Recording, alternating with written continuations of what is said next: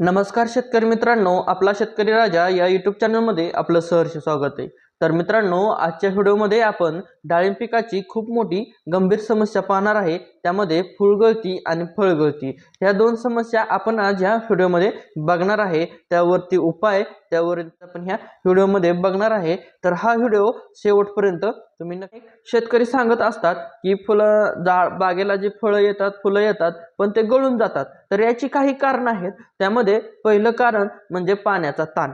जर मित्रांनो डाळिंब पिकाला आपण एखाद्या वेळेस पाणी जास्त दिलं आणि एखाद्या वेळेस कमी दिलं तर यावेळेस सुद्धा आपल्याला फुलगळती होताना दिसते किंवा यामध्ये आपल्याला पाणी कमी किंवा जास्त देऊनही चालत नाही। त्याचबरोबर अन्नद्रव्याची कमतरता, त्यामध्ये आपल्याला बोरान, झिंक, पोटॅश या अन्नद्रव्यांची जर आपल्याला बागेला कमी पडली किंवा आपल्या झाडांना जर कमतरता जाणवली तर अशा वेळेस सुद्धा आपल्या बागेची फुलगळती आणि फळगळती होत असते।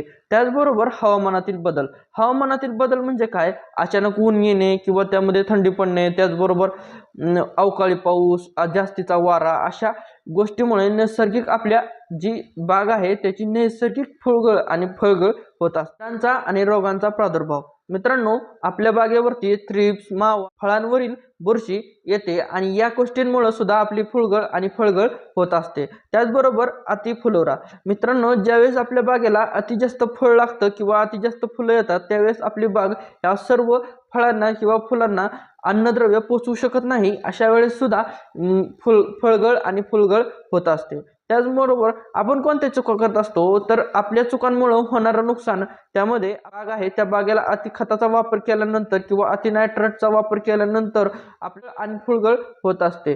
त्याचबरोबर आपण जर अन्नद्रव्यांकडे किंवा त्याला जे काही गोष्टी लागतात त्या गोष्टींकडे जर दुर्लक्ष केलं तर आपल्या बागेची फुलगळ आणि फळगळ होऊ शकते। तर मित्रांनो यावरती आपण उपाय सुद्धा पिकाची फुलगळ आणि फळगळ थांबवण्यासाठी आपण काही उपाय पण बघणार आहे। तर मित्रांनो सुरुवातीला आपला पहिला व्यवस्थापन, जर पाण्याचं व्यवस्थापन आपण योग्य वेळी योग्य जर केलं तर आपली फुलगळ आणि फळगळ थांबणार आहे। म्हणजे आपल्याला पाण्याचं व्यवस्थापन करताना पाणी एकदम जास्तही सोडायचं नाही आणि एकदम कमीही सोडायचं नाही। एका लेवलने पाणी जोपर्यंत आपल्या बागेत होत नाही किंवा फळांची जे सेटिंग होत नाही तोपर्यंत आपल्याला पाण्याचं एक योग्य पद्धतीने नियोजन, टायमिंग आणि पाण्यावरती नियंत्रण ठेवून हे पाणी सोडायचं। कीड नियंत्रण, मावा, थ्रिप्स आणि फुलांवरील जी बुरशी आहे यासाठी आपल्याला आपण वातावरणानुसार आपल्याला त्याची फवारणी घ्यायची आहे आणि ती फवारणी घेत असताना वातावरण बघून घ्यावी लागते। यासाठी आपल्याला तज्ज्ञ जे कृषी तज्ज्ञ आहेत